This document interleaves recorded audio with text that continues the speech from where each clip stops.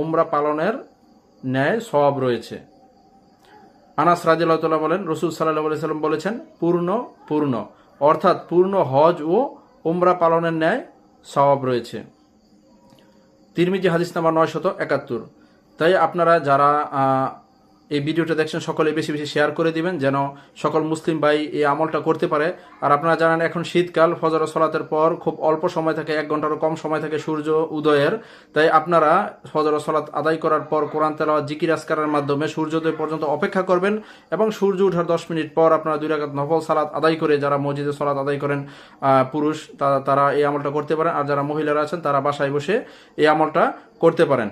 তো সকলে এই ভিডিওটা শেয়ার করে দেন এবং আমার ইউটিউব চ্যানেলটা সাবস্ক্রাইব করে রাখুন। এরকম নিত্য নতুন ভিডিও পেতে আপনারা অবশ্যই আমার চ্যানেলটি ফলো দিয়ে রাখবেন। সকলকে অসংখ্য ধন্যবাদ। আসসালামু আলাইকুম ওয়া রাহমাতুল্লাহি ওয়া বারাকাতুহু।